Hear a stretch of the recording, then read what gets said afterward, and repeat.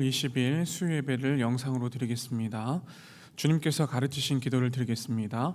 하늘에 계신 우리 아버지, 아버지의 이름을 거룩하게 하시며 아버지의 나라가 오게 하시며 아버지의 뜻이 하늘에서와 같이 땅에서도 이루어지게 하소서. 오늘 우리에게 일용할 양식을 주시고 우리가 우리에게 잘못한 사람을 용서하여 준 것 같이 우리 죄를 용서하여 주시고 우리를 시험에 빠지지 않게 하시고 악에서 구하소서. 나라와 권능과 영광이 영원히 아버지의 것입니다. 아멘. 다 같이 찬송 135장을 부르시겠습니다.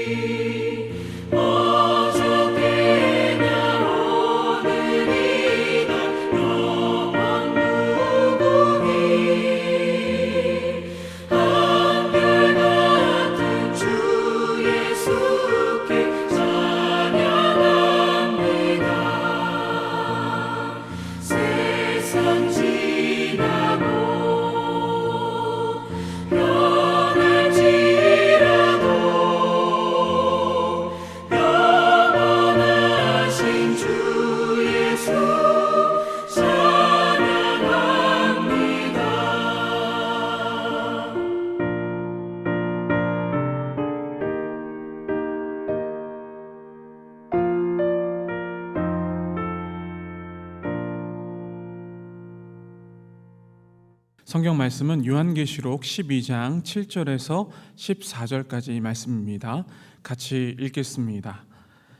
하늘에 전쟁이 있으니 미가엘과 그의 사자들이 용과 더불어 싸울새 용과 그의 사자들도 싸우나 이기지 못하여 다시 하늘에서 그들이 있을 곳을 얻지 못한지라. 큰 용이 내쫓기니 옛뱀 곧 마귀라고도 하고 사탄이라고도 하며 온 천하를 꿰는 자라. 그가 땅으로 내쫓기니 그의 사자들도 그와 함께 내쫓기니라. 내가 또 들으니 하늘에 큰 음성이 있어 이르되 이제 우리 하나님의 구원과 능력과 나라와 또 그의 그리스도의 권세가 나타났으니 우리 형제들을 참소하던 자 곧 우리 하나님 앞에서 밤낮 참소하던 자가 쫓겨났고 또 우리 형제들이 어린 양의 피와 자기들이 증언하는 말씀으로써 그를 이겼으니 그들은 죽기까지 자기들의 생명을 아끼지 아니하였도다. 그러므로 하늘과 그 가운데에 거하는 자들은 즐거워하라. 그러나 땅과 바다는 화 있을진저 이는 마귀가 자기의 때가 얼마 남지 않은 줄을 알므로 크게 분내어 너에게 내려갔음이라 하더라. 용이 자기가 땅으로 내쫓긴 것을 보고 남자를 낳은 여자를 박해하는지라. 그 여자가 큰 독수리의 두 날개를 받아 광야 자기 곳으로 날아가 거기서 그 뱀의 낯을 피하여 한 때와 두 때와 반 때를 양육받으매. 아멘. 오늘 설교의 제목은 승리하는 성도의 삶이라는 제목을 가지고 함께 말씀을 나누도록 하겠습니다. 자, 개인적으로 존경하는 목사님 한 분 계시는데 그 목사님의 이름이 김병년 목사님이십니다. 이 목사님께서 쓰신 책이 있는데요. 이 책의 제목이 바람 불어도 괜찮아라는 책입니다. 이 책에 나온 짤막한 내용을 제가 잠깐 소개해 드릴까 합니다. 글귀를 좀 말씀을 드리겠습니다. 항상 인생에는 바람이 분다. 비바람이 분다. 고통의 비바람은 나에게도 불고 자녀에게도 분다. 다 큰 녀석에게도 불고 아직 어린 녀석들에게도 삶의 비바람은 분다. 그러나 언제 어떤 비바람이 불어도 내가 중생한 것과 사는 동안 경험한 하나님을 고통 중에라도 부인할 수가 없다. 너무 아파서 생명을 포기할 수는 있어도 나의 거듭남을 부인할 수는 없다. 사랑하기에 너무 버거워서 아내를 포기할 수는 있어도 하나님의 긍휼을 부인할 수는 없다. 반복되는 내 고통이 모든 것을 포기하도록 할지라도 나의 생명보다 하나님의 자비가 가장 귀하다. 비바람이 불어서 중심을 이동했다. 나에게서 하나님에게로, 우리에게서 그분에게로 옮겨간다. 삶에 부는 바람으로 모든 인생은 흔들리지만 결국에는 부는 바람 때문에 우리의 중심을 그분 안에 더 깊이 뿌리내렸다. 겉은 흔들려도 땅속 뿌리내린 속사람은 점점 견고하다. 살아간다. 바람 불어도. 네, 책에 나와 있는 내용을 제가 잠깐 소개를 해드렸습니다. 이 바람 불어도 괜찮아라는 이 책의 저자이신 김병영 목사님께서는 뇌경색으로 쓰러지신 사모님을 간호하고 계십니다. 자녀들도 셋이 있는데요. 함께 살아가는 가운데 어려움과 또 아픔이 있지만 하나님의 은혜 안에서 행복하게 삶을 누리고 계십니다. 제가 장로회 신학대학교 신학대학원 사경회 때 목사님의 책을 읽고 너무나도 감동을 받아서 이분을 초청한 적이 있었습니다. 이 삶을 살아가는 인생은 다 모든 삶의 비바람을 맞게 됩니다. 그런데 진정한 하나님의 백성은 인생의 모진 비바람 속에서도 끝까지 견뎌 나갈 수 있습니다. 왜냐하면 하나님께서 함께 하시기 때문에 하나님의 뿌리 깊은 그 은혜로 말미암아 모든 모진 바람을 이겨낼 수 있다는 것이죠. 뿌리 깊은 나무이신 예수님의 은혜로 말미암아 그 모든 것들을 넉넉히 이길 수 있는 힘이 우리에게 있다는 것을 우리는 알 수가 있습니다. 여러분, 현재 인생의 모진 바람을 이렇게 맞고 계십니까? 참 어려운 상황 가운데 있는 줄 압니다. 그러나 우리는 생명나무이신 예수님을 붙잡을 때에 이 모든 인생의 비바람을 견뎌낼 수가 있는 것이죠. 그리고 성령의 바람에 나의 모든 것들을 맡김으로 말미암아 우리 모두는 그 모든 상황 가운데서 이길 수 있는 넉넉한 힘과 능력이 우리 안에 있다는 것을 꼭 기억해야 할 것입니다. 생명나무가 되시는 주님 안에서, 그리고 또한 성령의 바람이 우리를 인도하실 때에 우리는 생명의 길로 인도함을 받아서 결국에는 승리할 수 있다라고 하는 것을 잊지 마시길 바랍니다. 오늘 본문은 인생의 모든 바람이 불어도 승리할 수 있는 성도의 삶을 말씀하고 있습니다. 여러분, 모든 만물의 주관자가 누구십니까? 바로 하나님이시죠. 자, 그러면 하나님께서는 이 땅을 군림하시는 정복자로 우리에게 다가오십니까? 그렇지 않습니다. 하나님은 군림하시고 정복하시는 그런 분이라기보다는 우리에게 은혜를 베풀어 주시고 그 은혜 안에서 우리에게 순종과 사랑을 더해 주시는 사랑의 하나님, 은혜의 하나님인 것을 알 수가 있죠. 따라서 우리는 그 사랑과 은혜를 공급받고 날마다 하나님의 성품을 닮아가는 사람들이라는 것을 잊지 말아야 한다는 것이죠. 그러나 이렇게 하나님의 성품을 본받아 사는 우리의 삶 가운데에 사탄은 계속해서 공격을 가하고 있습니다. 죄의 유혹을 통해서 우리에게 죄를 범하게 하는 그런 유혹을 계속하고 있다는 것이죠. 자, 이러한 이유로 성경에서는 하나님의 사람들이 머무는 곳을 광야라고 합니다. 여러분, 광야라는 이야기를 들 때에 첫 번째로 생각나는 것이 무엇이라고 생각하십니까? 출애굽 광야가 생각나시죠? 출애굽한 이스라엘 백성들은 광야에서 40년간을 머물렀습니다. 이 광야의 길이, 가나안 땅으로 가는 그 광야의 길이 3일 길임에도 불구하고 40년간을 머물렀던 이스라엘 백성들의 모습을 우리가 성경을 통해서 볼 수가 있습니다. 이 광야의 길, 광야의 삶은 어떠한 삶이라고 할 수 있습니까? 광야의 길, 광야의 삶은 굉장히 척박한 그런 길 가운데서 힘든 것들을 경험할 수밖에 없다는 것을 느낄 수가 있는 것이죠. 그런 광야에서 하나님께서는 이스라엘 백성들을, 하나님의 백성들을 먹이시고 입히셨다라고 성경은 말씀을 하고 있습니다. 자, 신명기 8장 4절 말씀을 함께 읽겠습니다. 이 40년 동안에 내 의복이 헤어지지 아니하였고 내 발이 부르트지 아니하였느니라. 아멘. 자, 이 지상에서 하나님의 인도하심과 보호하심, 그 양육하심을 받는 곳이 바로 광야라고 할 수가 있는 것이죠. 자, 그런데 우리는 이 광야 같은 세상에서 왕노릇할 수 있는 존재라는 것을 알고 계십니까? 우리는 하나님과 함께 왕노릇할 수 있는 그 곳이 바로 광야라는 것을 알아야 한다는 것이죠. 세상 사람들이 바라봤을 때 광야는 척박하고 먹고 살기 힘든 곳이라고 할 수가 있습니다. 그러나 하나님께서 인도하시는 곳이 바로 광야라는 것을 우리는 다시 한번 생각할 수 있어야 한다는 이야기입니다. 어찌 보면 광야라는 곳은 살기 힘들고 또 먹고 살기 어려운 곳이기도 하지만은 더 안전한 곳, 하나님께서 양육하시고 인도하시는 곳이 바로 광야이기 때문에 더 안전한 곳이 바로 광야라고 할 수가 있는 것입니다. 왜냐하면 하나님이 함께 하시기 때문에 그 광야는 안전하다라고 할 수가 있는 것이죠. 자, 요한계시록 12장 7절에서 9절 말씀을 같이 읽겠습니다. 하늘에 전쟁이 있으니 미가엘과 그의 사자들이 용과 더불어 싸울세 용과 그의 사자들도 싸우나 이기지 못하여 다시 하늘에서 그들이 있을 곳을 얻지 못한지라. 큰 용이 내쫓기니 옛뱀 곧 마귀라고도 하고 사탄이라고도 하며 온 천하를 꿰는 자라. 그가 땅으로 내쫓기니 그의 사자들도 그와 함께 내쫓기니라. 아멘. 자, 본문에 보니 하늘에서 전쟁이 있었습니다.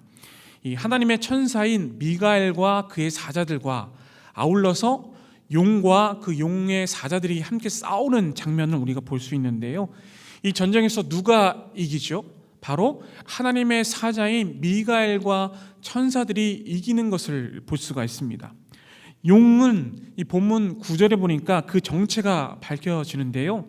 큰 용은 옛뱀, 마귀, 사탄이다 라고 하는 것을 알 수가 있습니다. 이 사탄이 미가엘과 천사들로 하여금 그 하늘의 전쟁에서 싸우는 가운데 짐으로 말미암아 결국에는 하늘에서 땅으로 내쫓긴 바 된 것을 볼 수가 있습니다. 하늘에서 땅으로 내쫓기는 이 마귀, 사탄의 모습을 볼 수가 있는 것이죠. 자, 요한계시록 12장 5절 말씀을 같이 읽어보겠습니다. 여자가 아들을 낳으니 이는 장차 철장으로 만국을 다스릴 남자라. 그 아이를 하나님 앞과 그 보좌 앞으로 올려가더라. 아멘. 여자가 아들을 낳았는데 그 아이는 철장으로 만국을 다스릴 남자다라고 하는 것을 볼 수가 있죠. 이 철장으로 만국을 다스릴 남자 누굽니까? 바로 예수 그리스도라는 것을 우리가 알 수가 있는 것이죠. 이 예수님께서 어디로 올라가셨다라고 말씀하고 있습니까? 하늘, 바로 하나님의 그 보좌 앞으로 올라가셨다라고 하는 것을 알 수가 있죠. 이 마귀 사탄은 어디로 내려갔다고 제가 말씀드렸습니까? 땅으로 내려갔다라고 말씀을 드렸습니다.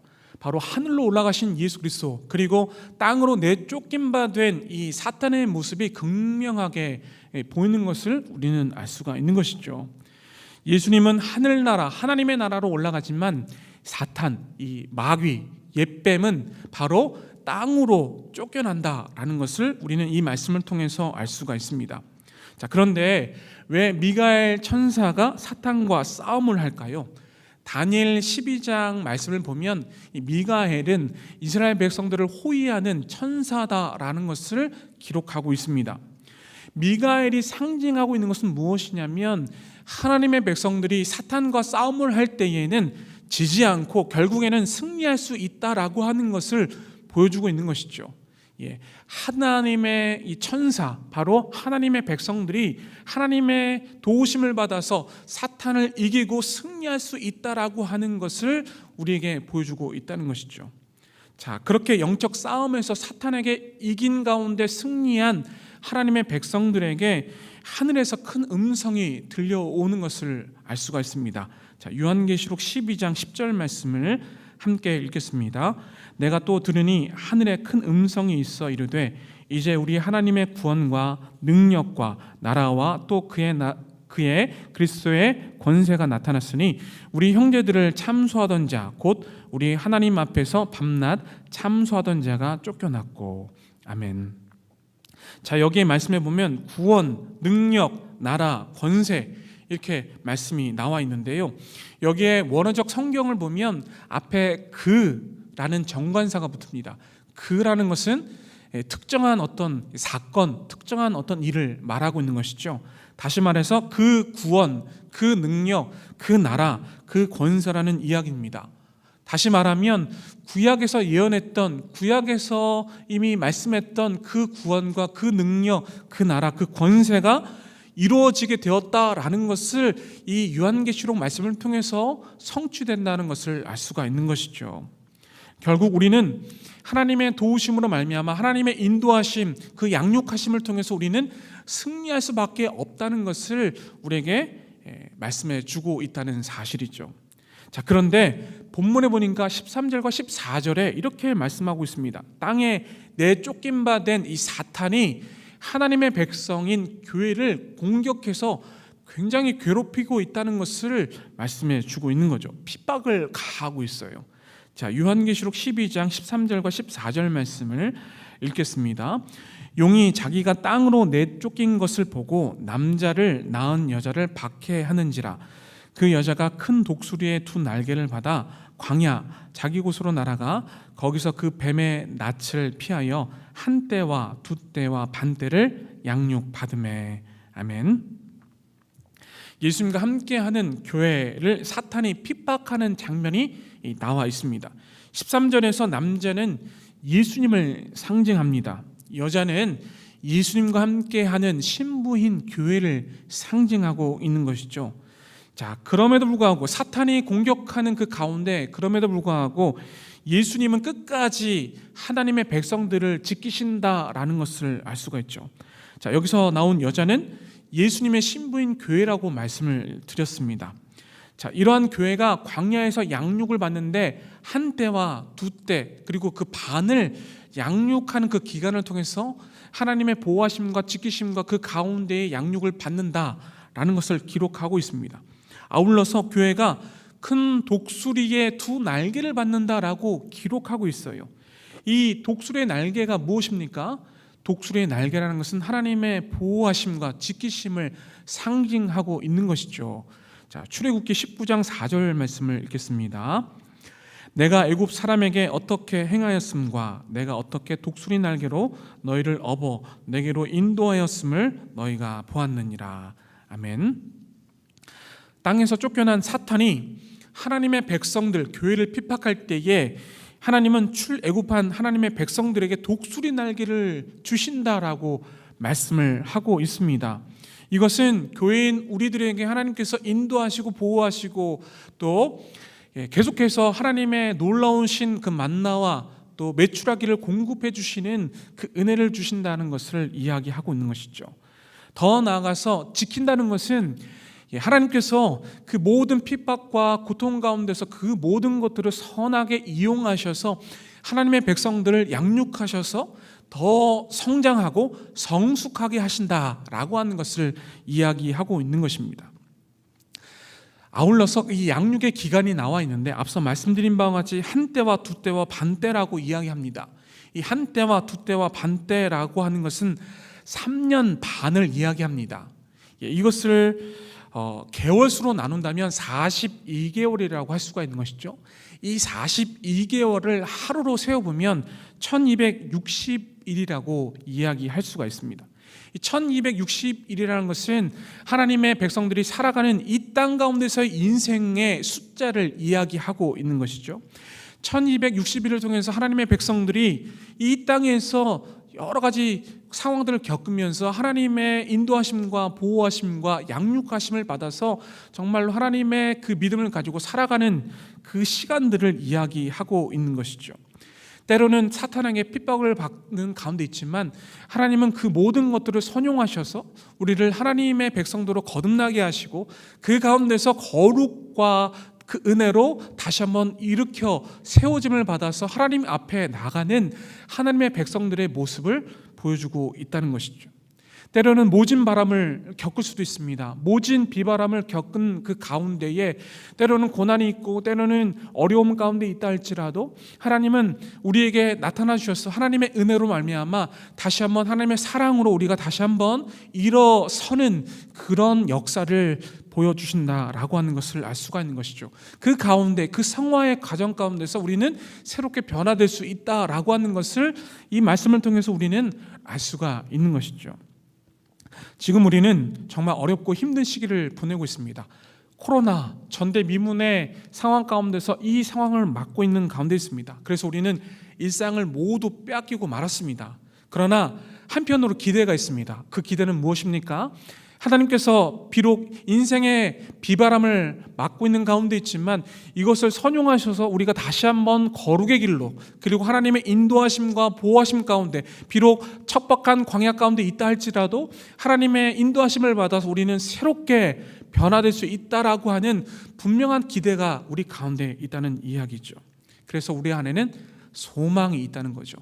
모진 비바람이 있다 할지라도 그 가운데 하나님께서 인도하시는 분명한 생명길이 있기에 그 생명길을 바라보면서 나아갈 수 있다는 사실인 것입니다.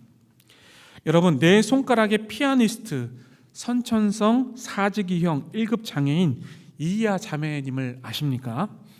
이야 양의 어머니는 어릴 적부터 선한 성품을 가지고 계셔서 이 아픈 사람과 결혼하는 꿈을 꾸셨다고 합니다. 그리고 간호사 일을 시작하시면서 상위 군인이셨던 후천적 장애를 가진 이 이하 양의 아버지와 결혼을 하셨습니다. 안타깝게도 이하 양은 어머니의 뱃속에서부터 일반 사람들과는 좀 다르게 태어나게 되었습니다. 주위 사람들은 어떻게 장애를 가진 아이를 키우냐고 그냥 낳지 말라고 이렇게 얘기를 하기도 했습니다. 심지어 정말 모진 핍박을 가하는 사람들도 있었다고 합니다. 그럼에도 불구하고 이 이하 양의 어머님께서는 생명의 소중함을 잘 알고 계셨기 때문에 이 아이를 키우기로 작정을 하셨던 것이죠. 결국 손가락에 장애를 가진 이하 양은 태어날 때부터 남들과는 조금 달랐지만은 음악에 대한 열정과 인내를 가짐으로써 육체적인 장애가 결코 인생의 장애가 될 수 없다는 이 모든 것들을 증명해 내었습니다. 한 손에 두 손가락을 가진 거죠. 양손에 네 손가락을 가진 상태로 피아노를 연주하는 이하 양의 모습을 보면서 저는 많은 감동을 받게 되었습니다. 그래서 최고의 피아니스트의 이 반열에 서게 되는 이하 양의 모습을 보면서 참 대단하다라는 생각을 지울 수가 없었습니다. 여러분, 우리는 인생의 모진 비바람을 맞고 있습니다. 그런데 중요한 것은 하나님께서는 이런 인생의 비바람을 맞는 가운데 우리에게 독수리 날개를 주신다라고 하는 것이죠. 그리고 우리를 거룩하게 또 정말 생명길로 인도하셔서 우리를 인도하시고 보호하시고 양육하시는 분명한 하나님의 선하신 계획과 뜻이 있다는 것을 우리에게 말씀해 주고 있다는 것이죠. 우리와 함께 동행하신다는 거예요. 척박한 광야 가운데 있지만 우리에게 하나님의 놀라우신 생명력을 공급해 주시고 그 가운데서 우리는 다시 한번 일어설 수 있는 용기와 힘이 있다는 것을 우리에게 분명히 말씀해 주고 계십니다. 우리에게 힘이 있습니다. 그 능력이 있습니다. 우리가 함께 하시는 그 하나님의 동행하심이 있기에 우리는 하루하루 최선을 다해서 살아갈 수 있다는 이야기죠. 정말 최선을 다해서 살아갈 때에 날마다 하나님과 함께 동행하면서 그 은혜를, 그 생명을 날마다 공급받고 살아갈 수 있는 저와 여러분들이 될 수 있기를 간절히 바랍니다. 이 시간 함께 통성으로 기도하겠습니다. 우리를 인도하시는 주님과 늘 동행하며 살아가게 하시고 믿음으로 견고한 신앙을 가질 수 있도록 도와주옵소서. 함께 주여 3창 외치시면서 기도하겠습니다. 주여, 주여, 주여. 하나님 감사합니다. 이 시간 하나님의 말씀을 통해서 하나님 앞에 기도하며 나아갑니다. 인생의 모진 비바람 속에서도 우리를 인도하시고 견고하게 우리를 또 다시 한번 서게 하시는 주님의 은혜를 사모하며 나아갑니다. 우리를 붙잡아 주옵시고 날마다 거룩의 날개를 통해서 하나님의 그 믿음을 향해 나갈 수 있는 저희 모두가 되기를 간절히 소원합니다. 하나님, 사탄이 우리에게 유혹을 할지라도, 사탄이 우리에게 정말 죄의 유혹을 또 통해서 우리가 다시 한번 넘어지고 또 여러 가지 많은 좌절을 겪는다 할지라도 다시 한번 우리가 일어설 수 있는 저희 모두가 되기를 간절히 소원합니다. 하나님, 우리를 붙잡아 주옵소서. 하나님의 놀라우신 은혜의 손길을 우리에게 더해 주셔서 우리가 다시 한번 주님의 손길을 붙잡고 일어설 수 있는 저희 모두가 되기를 간절히 소원합니다. 하나님, 은혜를 사모하길 원합니다. 하나님의 놀라우신 생명을 온전히 공급받고 살아갈 수 있는 저희 모두가 되어지기를 간절히 소원합니다. 저희들을 붙잡아 주시옵소서. 하나님, 다시 한번 우리가 하나님의 말씀을 사모하게 하시고 그 말씀에 따라서 순종할 때에 하나님의 그 나라를 온전히 구현해 나갈 수 있는 저희 모두가 되어지기를 간절히 소원합니다. 우리 공동체 가운데에 하나님의 놀라우신 은혜에 온전한 그 마음이 있도록 도와주셔서 함께 손에 손을 잡고 나갈 때에 우리 공동체가 하나님을 온전히 바라볼 수 있는 귀한 공동체가 될 수 있도록 주께서 인도해 주시옵소서. 다시 한번 우리가 이 모든 고난과 고통 속에서도 다시 한번 우리와 함께 동행해 주시는 그 하나님의 놀라우신 숨결을 통해서 다시 한번 우리가 일어설 수 있기를 간절히 소원합니다. 주여 함께하여 주시옵소서. 감사드리며 예수 그리스도의 이름으로 기도하옵나이다. 아멘. 살아계신 하나님, 오늘 이 시간 주님 앞에 엎드려 기도합니다. 독수리 날개로 인하여 우리를 인도하여 주시는 하나님만을 온전히 믿고 살아가는 저희 모두가 되게 하여 주시옵소서. 인생의 모진 비바람 속에서도 뿌리 깊은 나무와 같으신 예수님을 온전히 믿으며 그 믿음으로 굳건히 서는 저희 모두가 되게 하여 주시옵소서. 감사드리오며 예수 그리스도의 이름으로 기도하옵나이다. 아멘.